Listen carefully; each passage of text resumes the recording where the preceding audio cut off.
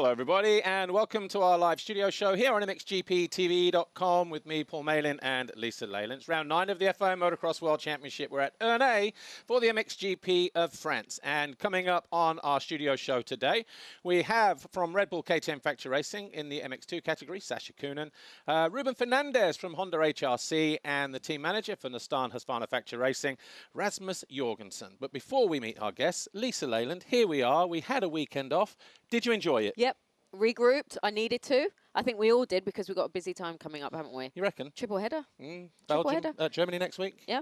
Week after that, No, Latvia? it's full on. It's full gas. Yeah. But no, I'm ready for it. You? Yeah, absolutely. And here we are in Ernee. It might be a little bit atmospheric this weekend. Do you know what? Every time someone says Ernee, that's what I think about. The crowd, the fans, the atmosphere. Yeah. I mean, you were just watching the practice, weren't you? And even now it's like... Yeah. No, really, it's nice. It's really already nice. starting to build. Yeah. So, yeah, looking forward to it. Anyway, let's go. Please welcome Sacha Coenen, Red Bull KTM Factory Racing. He's been waiting very patiently in the wings. We'll just give him a moment to put his headset on there. Sacha, good to see you. Here we are, round 9. And in terms of the championship, you arrive here 6th in points. But, you know, whilst you have the speed and everything else, it's been a bit up and down, hasn't it, so far this year? Yeah, for sure. I wanted better, but yeah, we started the year strong, let's say, in Argentina, and then we had some bad luck, let's say, in the couple of other races. But okay, it's getting better and better. Now we're feeling really strong coming into this weekend, and now we are watching forward to this race. Well, you clearly have the speed, we know that, but I know what it's like. You're a racer. As soon as you put the helmet on, and the goggles go on, and the gate drops, all you want to do is go out and win the race.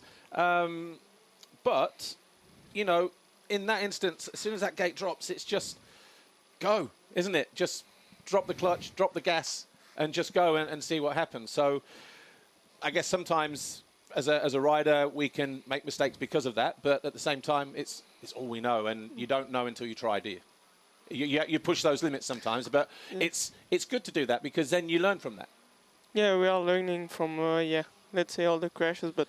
I wasn't talking about crashes. Yeah. I was just talking about just in general, like it's where we find our limits or, you know, you have the speed, but in the end of the day, you know, you just kind of go, right, where is my limit now? You know what I mean? Yeah, I find it a bit. Let's say I need to... the first moment of the race, I go really fast, and then in the middle, we try to manage a bit. We are working really a lot on it, on training with my brother and my dad. So yeah, now we are getting better in that thing in the race. But yeah, we showed it also in Agueda and Lugo that we worked on it. Yeah. So now it's getting better, and we will try to also get it done this weekend. Yeah. You said you're working on it, but how have the team helped you to find that balance, Sacha, of knowing when to push and when maybe not to push and just kind of hold back a little bit? Yeah, it's kind of difficult. Let's say we are working more with my brother on this side because he can manage the race really good. So he's trying to learn me how to do, and also on training I'm quite following him when we do like a moto or something. And yeah, for me it's getting better and better. We see the steps coming out. Yeah. Okay, well, you mentioned Argentina just a moment ago. We saw how fast you were in Argentina in race 2. That was your only race win so far this season. How important was that for you? Yeah, it was really important to show what I had also, what I could do.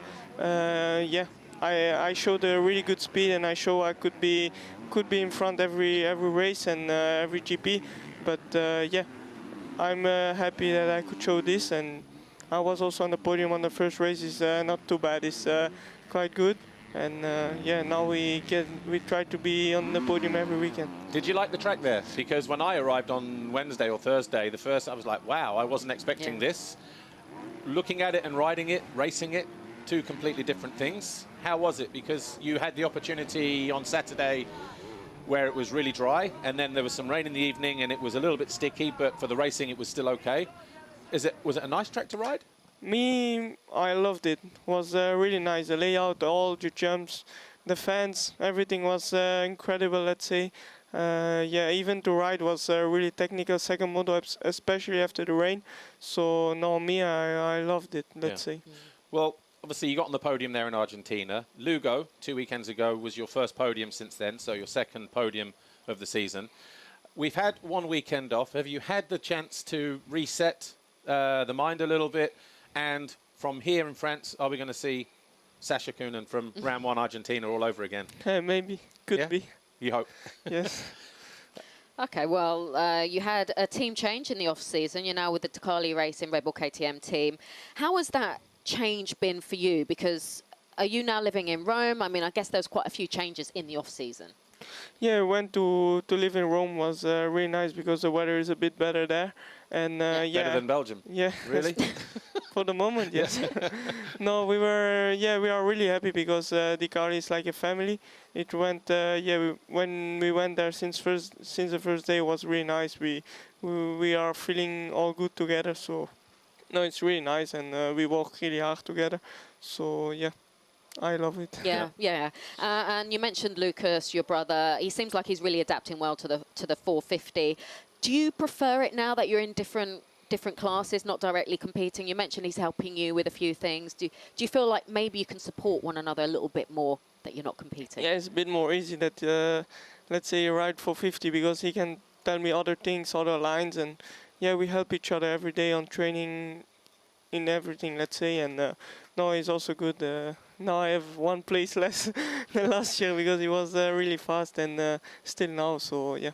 Yeah. How is the training with him now? I guess you were very similar on the 250, but is it cat and mouse in the training now where maybe you start and he's maybe some seconds behind and things like that? Does the training side change much or not? No, it didn't change much, but it's a bit more nice because now he's 450, so sometimes he go a little bit faster, but yeah, we're still a bit the same on training. We're like playing cat and mouse, let's say, every day, but yeah, it's quite nice. Yeah, and talking of games and things like that, how is your golf game coming on at the moment? Because last year you were in the paddock in Latvia, like smashing golf balls everywhere. Have you got your golf clubs here? Yeah. Do you play much at the moment or not? For the moment, I can't play much, but when I go to France, I have my good close friend. He's playing pro, so we play with him when we have the time between the trainings. So we played only 2 times, and yeah, he's getting better, let's say. Who's the best golfer? Golf is quite popular with Difficult. riders in the paddock, though, isn't it? I mean, it's a totally different sport, isn't it? But is it just a way of kind of relaxing, unwinding, escapism, maybe? Yeah, a little bit. I like it because we do something else. We can walk, and yeah, it's nice to do with friends and everything. So yeah, we like it. And there's a good fun element as well. When you hit the ball and it's great, you know, go straight to the green and the other guy plays and it's in the trees. It's fun, isn't it? It's there's a comedy element. Yes. But it's long, though. It takes so long, no? The games are long. No. Hours. Depends. Yes, this yes. Okay. If I ask Lucas who's the best golfer, who would he say? Him. And if I ask you who's the best golfer, there you go. Brothers. Anyway, look, Sacha, good to see you in here. All the best. Thanks for dropping by, and have a good weekend this weekend. Find that Argentina, Sacha. Yes. Bring back those races. No problem. No problem. All right. Well, look, our second guest is getting ready to talk to us, Ruben Fernandez. Before we catch up with him, though, here's a little bit of a snippet from Behind the Gate, Episode 8, Rain Dance. Let's take a look at that.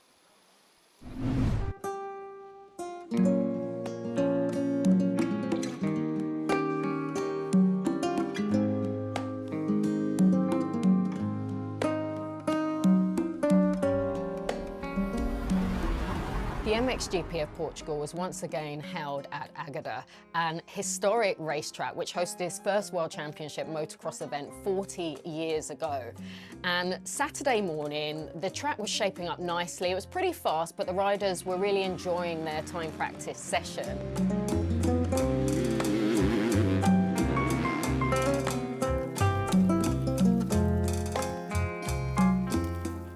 But we all knew what the weather forecast was saying, and once again, for the second year in a row, the heavens opened.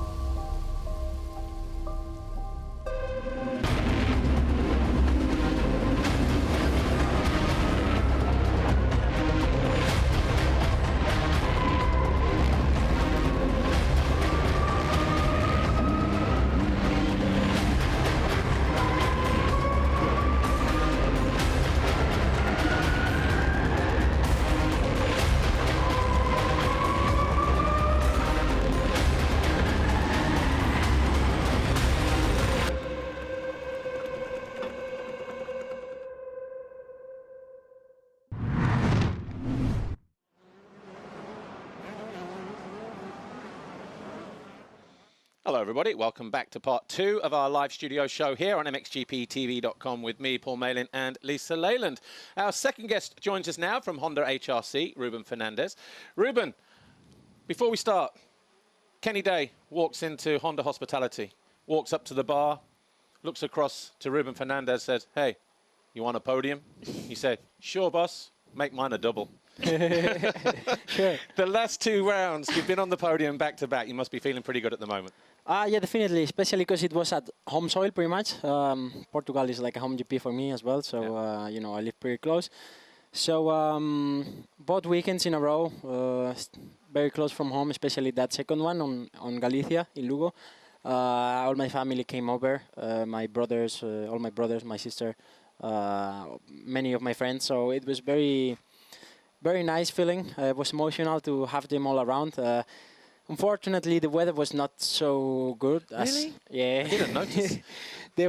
It was complicated, not only for us, the riders on track, but also for the public. So it didn't come as much people as it normally would have been. But anyway, it was really enjoyable and nice to make it happen there at home. Well, as you said, not the easiest conditions in the last 2 rounds, but man, Lugo. After the qualifying race where you went down in the first turn to sort of like turn it round, you really had to dig deep. You got on the podium. I mean, how cool was that in general? Just how you were able to turn things around and make it to the box like that? Yeah, you know, it started off on the wrong way. It was good because on time practice I was third, so I was looking forward to get a good position on quali race for Sunday, making it a little bit easier for me. But then it just went wrong on the start. You just lost the front, I think. I got into a sandwich pretty much on the corner, so I couldn't turn. And then I got off balance and went over the rear wheel. I landed on the rear wheel of Roman. So it hurt quite a bit. It took me half a lap to feel my arm again because all the strength was gone. So yeah, then I had to dig deep, like you said. Anyway, it was going to be difficult to get into the points, but I wanted to make it as farther in front as possible to get a better gate pick for Sunday, because you know, I was still thinking on turning it around for the race day, and so we did. So yeah, actually, I'm happy that we make it happen like that. We didn't start off well, but we finished on the box, which is the important thing. Yeah. Well, you've been on the podium before, especially in Spain, but how special was this podium, considering that you were from Galicia and we were actually in Galicia as well? Oh, yeah. I never thought it was going to be possible that something like this happen. You know, it's already difficult that we get to race on our region normally. It's already difficult sometimes to race in your country, but even more difficult to race in your region, the part of your country, the country where you are from. And so it happened last year, but I wasn't able to race. So I was a little bit sad about it, but you know, I had another chance this year, and I had to take it. I don't know if it's going to be any more GPs there, so I had to approach the chance, and somehow we make it happen. And you know, that's one of the races that we put on the books for myself. You know, so it was definitely special for me. Yeah. Well, it definitely seems that you have found something extra these past few rounds. From 6 races, you've had 4 third-place finishes and a 4th, and 2 podiums. Consistency. What has changed for you? Well, I don't know. I just started off the season a little bit weak, I would say. I was still trying to find some settings with the bike as well on first rounds, and I wasn't feeling strong at all, you know. But many other years I started off very strong, and then I had a dip on between the seasons. So this season is working a little bit the other way around, and it's going well for the moment. I felt like in Switzerland I could have done also a good final result, but second moto I just crashed on start, then I crashed again, then a lot of things happened. But yeah, won the quali race, first moto was on third, and then it was all pointing good. But you know, already from a few races back, I've been feeling good. I gotta say, with the conditions we had on Portugal and Lugo, I didn't feel as satisfied as I would normally with my riding. I felt I was a little bit tight, you know. I don't know if it was I was nervous a little bit to be at home, and I really wanted to do it good, but also the conditions, you know. I wanted to stay consistent, and I didn't give as much as I could have give, I think. So on that side, I'm a little bit disappointed. I don't know if I'm being just hard on myself, but probably being hard on yourself. But at the same time, if you go in saying I would at least like a podium, mission accomplished. If you felt it could have been a second or a first. No, actually, we accomplished the goal, but I would have liked to have more, you know, especially at home. Sure. Racers mentality, though, that you always want more, don't you? Of course. Absolutely. Yeah. Well, look, you mentioned obviously on top of the 2 podiums, the race in Switzerland where you got the qualifying race win. What a fantastic battle, first of all, between you and your teammate Tim Geiser. Not easy to keep Tim behind you like that, with that kind of pressure. So imagine when you cross the line as the winner, that must have been a nice confidence boost. And was that one of the things that kind of flicked in your mind where you thought, actually, like you said at the beginning, you were weak in the beginning of the year, but that race there, you thought, actually, I'm just about to start manning up now and, you know, going to make this championship my own. Yeah, I gotta say, when I was through the moto, I didn't know it was Tim, to be honest. Then later I realized it was him, and of course it gives you confidence, you know, especially because Tim was being very strong on the championship until he had that crash. So to this I had to add that this was not a track where I normally feel comfortable. So being able to pull a distance like that with all the other riders behind, and to fight with him for the moto win on that quali race was, of course, a boost of confidence for me. And you know, it showed me I was on good shape, especially because those conditions were normally not the best ones for me. Yeah. Okay, right, Ernee. Ernee. Ernee, last time we were here a couple of years ago for the Motocross of Nations, where you led race 2 for half the race. What was that experience like for you? And is this the kind of track that you enjoy? Oh yeah, that was good. That was good. It was an intense race, but I have to say I had a lot of arm pump that moto. I remember well, and so well, it was a good feeling. I just had a mistake with when I went off the track, and so I couldn't rejoin easily later. Yeah. So I didn't end up the best way. This weekend I was feeling good with riding, but you know, a little bit of arm pump, like I say. Well, not a little bit, was quite some, but yeah. Actually, it's a track I like, so I think it could work well for me this weekend as well. But you can't beat this kind of atmosphere, can you, at a race, especially here in Ernee? And these are the kind of races where you look back when your career's kind of long gone. You remember these GPs, don't you? Yeah, especially because I had my sim behind, and I felt all the public, you know, here a lot of people is coming over, and it was wild, you know, and that gave me extra pressure like that. So yeah, no, it was intense. All we need now is another Motocross of Nations in Spain. From my recollection, I think it was only Belpuig was one of them, but also Jerez was the big one. When was that? When was Belpuig? 2001 or 2. It was like one event got cancelled somewhere, and they just threw it together last minute. But Jerez was the big one. Imagine the Motocross of Nations in Spain, somewhere, anywhere. It would have been good. It would have been good for sure. Yeah, absolutely. Well, look, Ruben, thanks for stopping by. Yeah, great chat, actually. A lot of information in there, and good to see that you're doing well, back-to-back podiums, and just keep that run going as long as you can. Thank you. Thanks for having me over. Thanks, Ruben. Absolutely. Well, look, our third and final guest is about to join us now, Rasmus JORGENSEN. He's getting ready, just in the wings. Before we catch up with him, though, here's another little snippet of Behind the Gate, Episode 8, Rain Dance from Portugal. A rider that we looked forward to seeing back in Portugal was Mattia Guadagnini on the Ducati. Although, with the weather conditions, I don't think he was looking forward to being there. It was almost probably a scratch of the head and thinking, why though? Mamma mia, you know, what am I doing here? But anyway, it was the same conditions for everybody. And trying to ride with those healing ribs, I'm assuming that they were 100% healed, because otherwise it would have just been riding around with a little bit of discomfort, whether it was a high-speed track or the mudder that we had. And so from that side, it was good to see him back. Were we expecting anything sort of major from him? Probably not. although the mud conditions, you know, we're never sure what we're going to get anyway.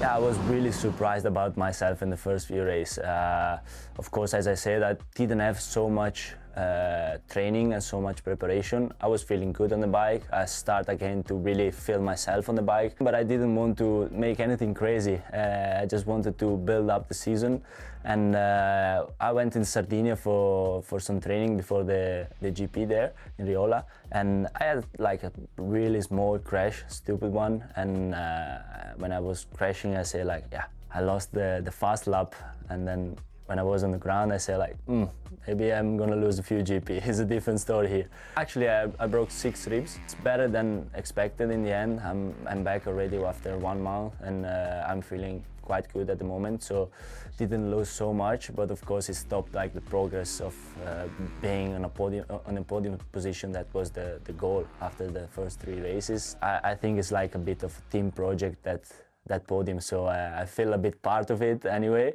and now I'm gonna work my way to do one, or maybe the first win, who knows.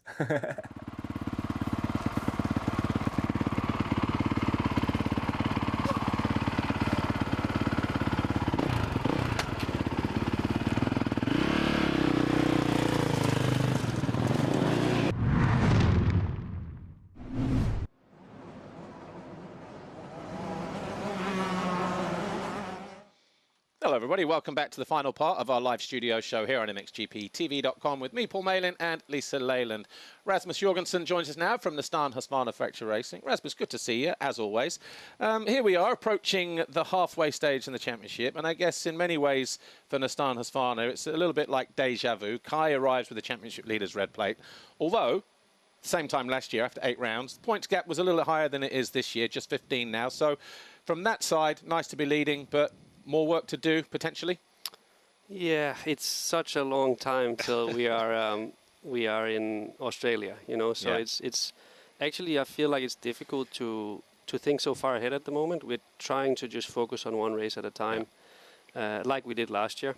And like I said, it's been a successful first part of the season for us, not only with Kai but especially also with Liam. And in general, I'm super happy how they've been performing, and also the work environment in the team. Really happy with all around the whole setup and everything. So happy to be here in France.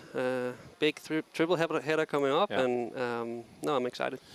As the defending world champion in MX2, have you seen a shift in Kai's approach this year?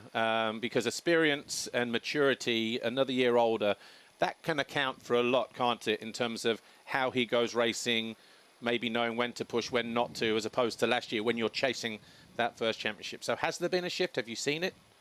Only positive ones, to be honest. I think he is, getting that monkey off the back, and I feel like he's matured. I don't feel like he went in the wrong direction by winning the title. I think No. no, but it can go that way, Yeah. and for him, I think we obviously had a lot of wet races the first few rounds, and those were tricky for him last year. Leading the championship, it brings a lot extra pressure, being a little bit of a lottery. This year he managed that much better, and in general I feel like he's riding smart. He's always there. He's missed the podium only once in France, which you could say really was based on the DNF he had on the Saturday. So I'm proud of what he's doing so far, and he needs to keep the feet on the ground and keep chipping away. Well, arguably his best performance came in Sardinia this year, but he did have to work hard, didn't he, for that double race win? Yeah, definitely. The sand obviously suits him really well, and But he did make it difficult for himself in what are home conditions. He did. But he's super, super strong, towards the end of the races. I think he shows that a lot this year. And This is a final lap of that second race. It was a crazy performance. And you can see Andrea is really just trying to do everything, ride the right lines, but he finds a way. Yeah, and when I was watching this, I was thinking, like, if Adamo wins this, he'll celebrate like it's a world, you know, like he's just won a world championship or he's won the Grand Prix. Yeah. But there was just no way he was keeping Kai back, was there? No, obviously you also have Andrea is a great performance for him coming from where he's coming from, and Kai growing up in the sand, you know. So No, that was a nice win, and you could see it actually meant a lot to him. When I interviewed him post-race, that was a big win for him. Yeah.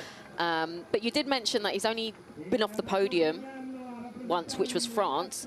5 podiums from 8 rounds last year at the same stage that we are now in 2025. So he hasn't missed the podium only once, and he's got that level of consistency. Are you happy with that consistency that he is showing? Oh, for sure. We are honestly not. We obviously want to win always, but we are not talking to the riders so much about winning. We are really trying to, both guys actually, to have the target to be fighting for podiums every single weekend, because history shows that you will be there in the end. If you are somewhere around the podium every single weekend, you're in a good position towards the end of the year. So the ultimate goal is obviously to win the title again, and to be able to do that, you need to be there. You need to show up every single weekend. Well, obviously you had a new addition to the team. You mentioned him earlier, Liam Everts. A difficult off-season given the crash that he had in China last year, so he was late to the table. Almost didn't make it to the first round in Argentina. So are you happy with where he's at right now? Yes, he's won a Grand Prix. Yes, he's been on the podium. And he looks like he's got good speed.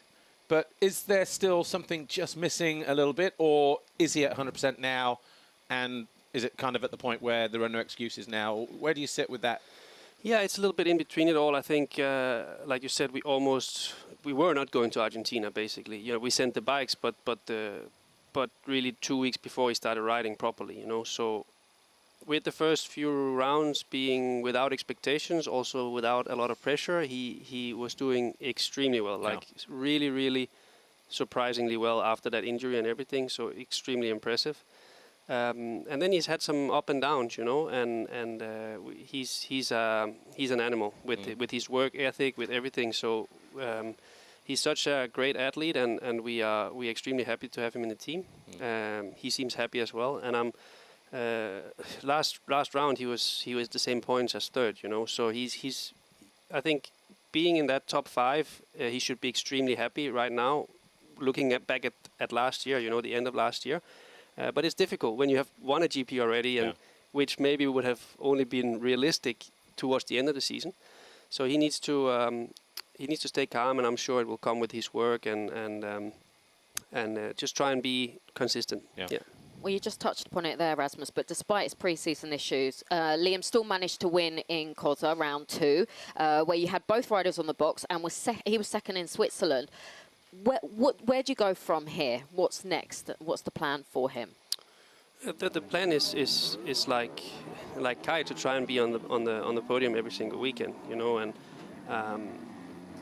a podium is always a good weekend. It has to be in the end of the day, you know, and we need to, as a team, as riders, you need to enjoy those moments, because we are doing the World Championship. It's the top level. You can't go any higher. So podiums are great, wins are amazing, but championships are the best, you know, and you need to put yourself in a good position for that. And, and he has been riding good, and like I say, he was unlucky in Portugal. But again, I think if he'd have had a good, solid off-season, when he tipped over just after the finish on the left, when he was leading, and the mistake he made after that when he got those mistakes don't happen when you're 100% dialed in and things like that, maybe. But there was a small issue with the front brake locking up after that, so that explains a little bit all the crashes he had afterwards. Okay. But no, for sure. I mean, he was lacking a lot of riding compared to his rivals. So there is definitely something to that, and but he is in the situation he is right now because of his hard work, and he's done amazing work, you know. Oh yeah, I mean, you can't knock it, and it's difficult to sort of even estimate, you know, what has been going on behind the scenes. I think Ben Townley, when he came on our studio show in Sardinia this year, he alluded to the fact that he'd seen how much work was going into everything that he was doing every single day. Great to see him back. Great to see him competing in the full series, not missing 1 or 2 races, and hopefully, you know, that switch will click. Maybe even starting here. Good Everts history here at this particular venue, apparently. Well, anyway, RJ, thanks for joining us. Have a good weekend. Enjoy the next 3 races as much as you can as well. I know it's going to be pretty stressful for everybody. But enjoy. Thanks a lot, guys. No worries. Well, look, we are out of time. Coming up on MXGPTV.com today, we do have the first round of the MXE Juniors, but we'll show that live, but we won't be doing commentary on that until the final round. But then, of course, it's the time practice session, MX2, MXGP, then the qualifying races for 125 EMX and 250 EMX, their first races today. So enjoy everything on MXGP TV. Enjoy your weekend as well. We'll see you next week in Germany. Thanks for watching. Bye for now.